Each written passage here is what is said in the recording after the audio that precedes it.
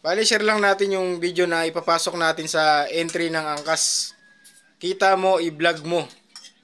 So, sa video na to, makikita nyo kung magkano kinita ko nung magdamag, no? So, night shift.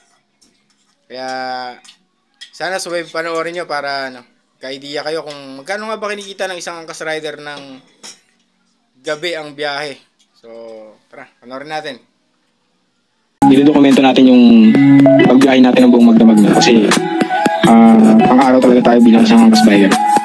Susubukan natin yung sistema ng biyahe sa gabi hanggang umaga. Idodokumento natin. Alamin natin kung kumikita pa nga ba yung mga rider o delikado ba magbiyahe sa gabi kasi marami na rin nagtatanong sa akin mga nakasabay kung gusto ba ang biyahe sa gabi, kung delikado ba o hindi. Tsaka update na rin sa kalagayan ng ibang rider and yung panahon, yung ulan, kung kumikita pa ba sila kapag maulan. So, samahan nyo ako. Okay, time check tayo guys. 8:30 PM ako alis. So,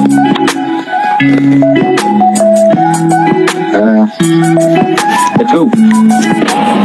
Time check mga idol, alas 7 na ng gabi.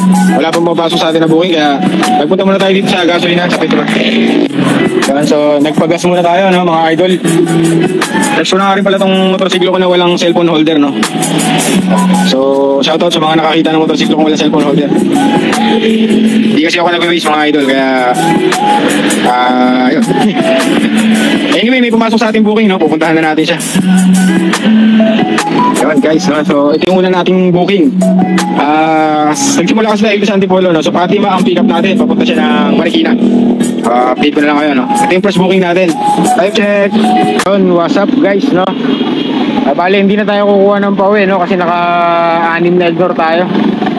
Hindi tayo binigyan ng palipit. Anyway, report ko lang sa inyo yung nangyari, no?